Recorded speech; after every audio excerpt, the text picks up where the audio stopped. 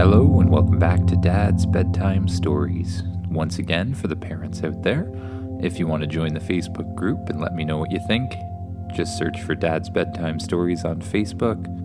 If you want to send me a message, you can get me at dad.bedtimestories@gmail.com. I look forward to hearing from you. This is episode 17, The Earth's Core. Now just cozy up in bed, close your eyes, and start to imagine. Imagine yourself waking up once again in the morning in your own bed. You get up, stretch, and you're greeted by Spaceship. "How are you this morning?" asks Spaceship. "I'm good, Spaceship. How about you?" "I am good. I have prepared a breakfast for you. I know it is a busy day." "Oh, thanks, Spaceship," you say, taking the breakfast from him. "Why is it a busy day again?" you ask. "Remember, we promised to go back to the center of the Earth and try to figure out why the Earth's core is getting weaker." "Oh yeah, I did forget about that," you admit. "Well, let's go. Don't forget your friend Footsie." "Oh yeah," you say, "Footsie the Sasquatch, he's gonna come too. I remember now. Let's go see if he's here." You and Spaceship go outside and say, "Footsie! Footsie, are you there?" Suddenly, the Sasquatch appears out of nowhere. "I'm right here," says Footsie. Where did you come from?" "Remember, I can turn invisible. I was just here waiting for you. Are you ready to go?" says Footsie. Yeah, we are ready to go. Let's get going," you say. You walk over to the shed and open the shed door. Inside is the portal that leads to the other portals wherever you've put them. You turn it on and dial the center of the Earth. A big blue sphere appears. It's huge and bright, right in the center of the portal. You, Footsie, and Spaceship walk right through it. Suddenly you appear on the other side at the center of the Earth. In front of you is the golem you met yesterday who tried to attack you but later realized you might be able to help. Along with a whole bunch of animals, or something like animals. They look like animals but kind of like humans at the same time. Sort of like animal humans.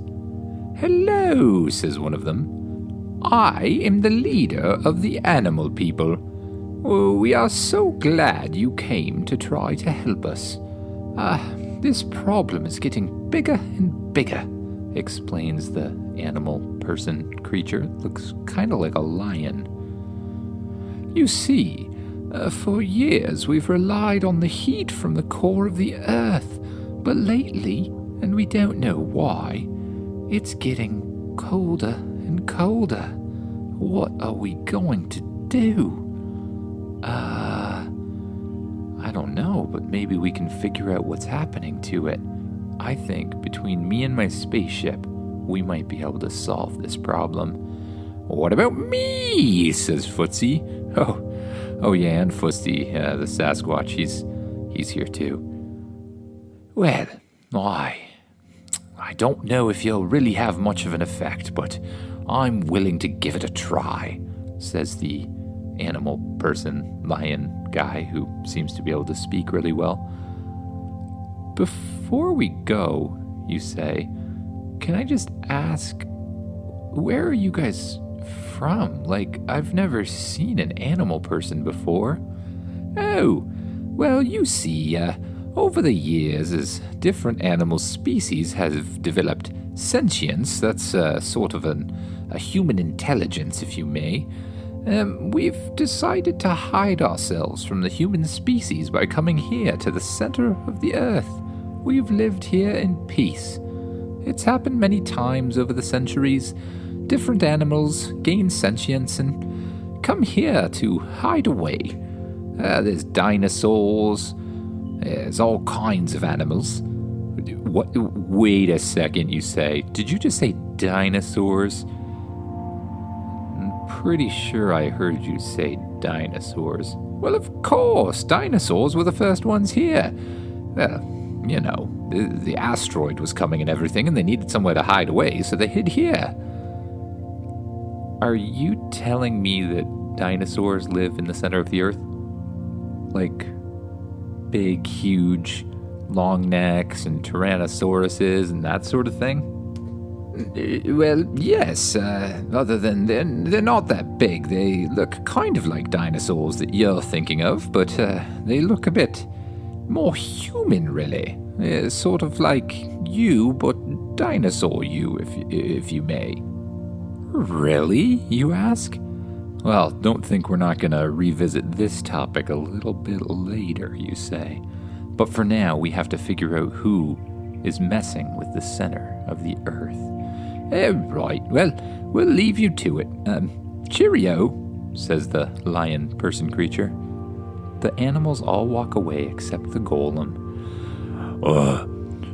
I'm here to help if you need me, says the golem. Oh, well, thanks, golem. I was thinking what we would do is stake the place out. I'm gonna get in the spaceship and turn invisible. Sasquatch, or Footsie over there, is gonna do the same thing, you know, a little bit further down. And maybe you could pretend to be a rock.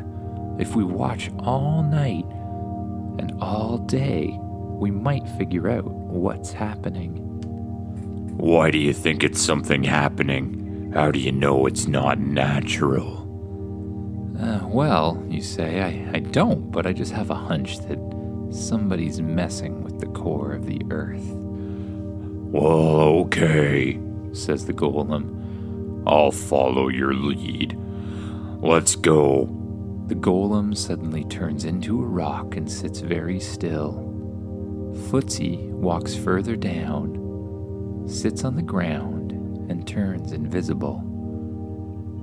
Spaceship, you say, get a little bit bigger so I can get inside. The spaceship starts to glow yellow and grows and grows and grows.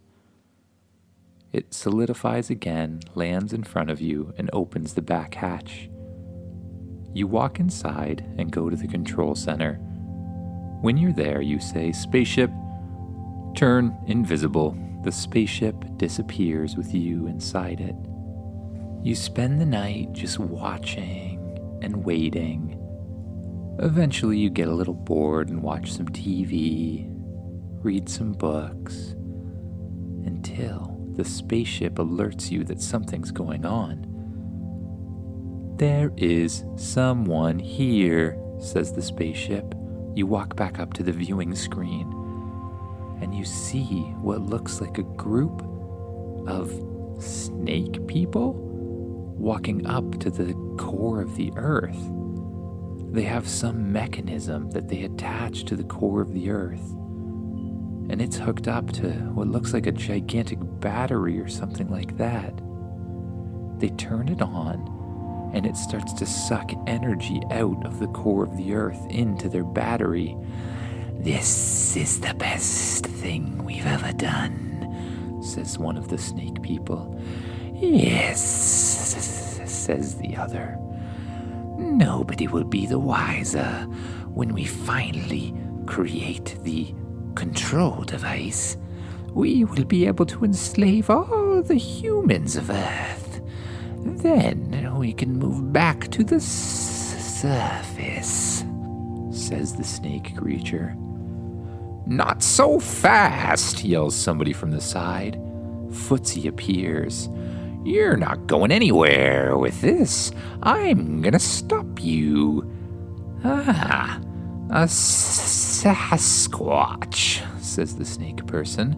"What do you think a Sasquatch is gonna do to us?"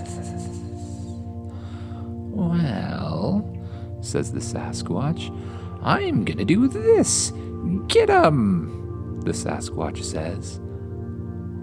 "I think that's our cue," you say.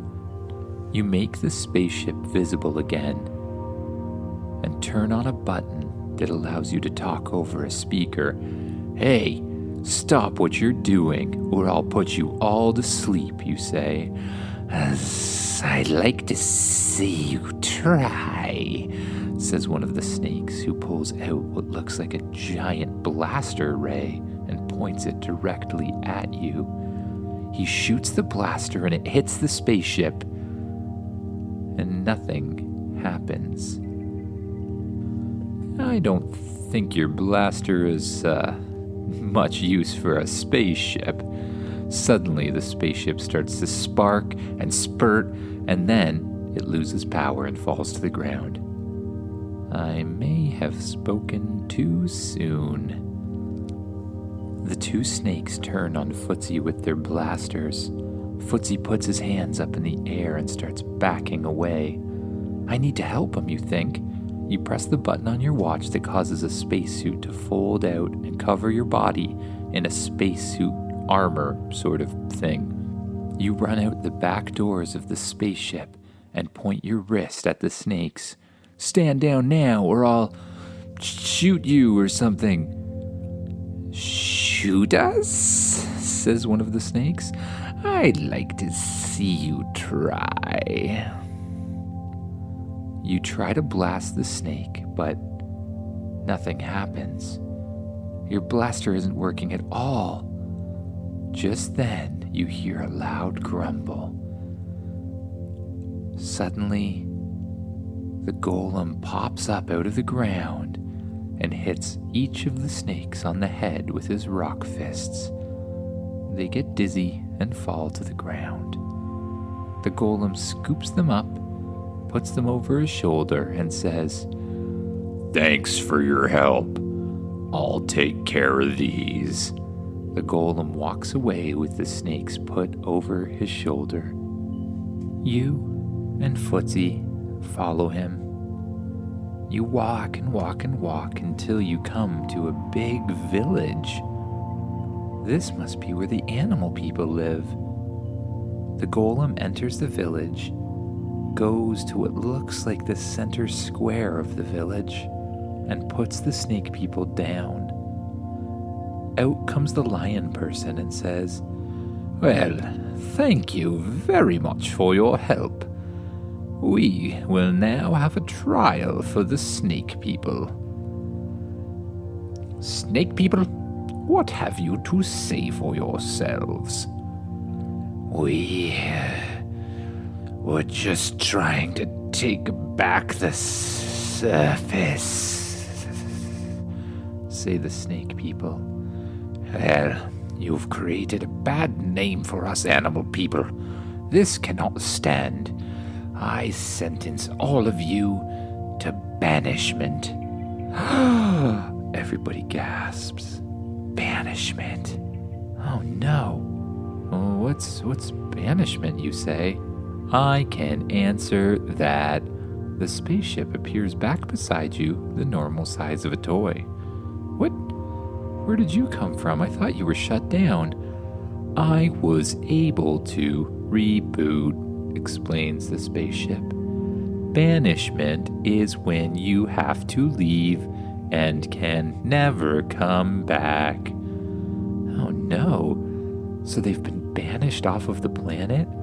Yes. I feel so bad. They just were trying to take the surface back. They weren't doing it in a nice way, but I just feel kind of bad for them. We don't deserve this, says one of the snakes. We will have our revenge. You think we will go, but we will not go anywhere. We will find you, says the snake person. We can't have that, you say.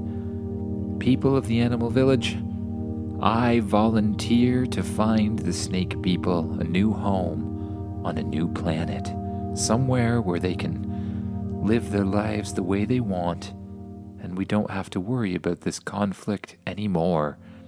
Oh, that's a great idea, says the lion person. We thank you very much from the bottom of our hearts, and You will forever hold a place here in the animal village if you can achieve this goal, says the lion person. But I have to ask, how are you going to get them to another planet exactly? Oh, well, I have a magic spaceship, so I can do pretty much anything. Oh, right. Okay, well, cheerio, thank you very much. Spaceship, you say? I think it's time to go search for a new planet. Right, says Spaceship. Spaceship starts to glow and grows and grows and grows until it's the size of a full-sized spaceship. It lands in front of you and Footsie. You and Footsie climb aboard, and you wave goodbye to the animal people. You take one seat at the control center, and Footsie takes the seat beside you. Spaceship, let's go back through the portal and head to space. Can you search out some planets that might be suitable? Yes, says the spaceship. Searching for planets now. The spaceship shrinks down smaller again, just small enough to fit through the portal. The portal fires up and the spaceship flies through it. The spaceship reappears at the other end of the portal, right in front of your house. Then you pull back on the steering wheel, press forward on the throttle, and blast off into space. You pass up through the clouds, and then beyond them, right into the darkness of space. Looking back behind you, you see the Earth getting smaller and smaller.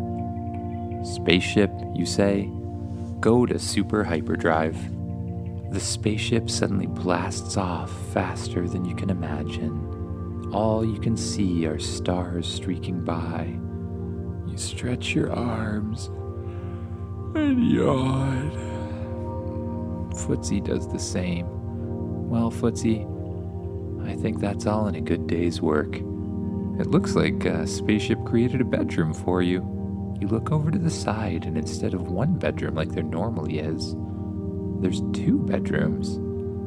Well, Footsie, I'll see you tomorrow.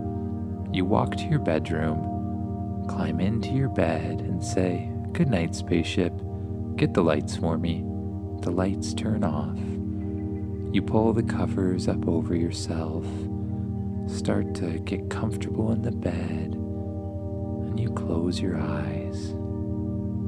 You notice anywhere you're holding tension, and with each breath you let it go. Just letting yourself relax more and more. With each out breath, just sinking down more and more into the bed, allowing yourself to relax and allowing yourself to fall asleep.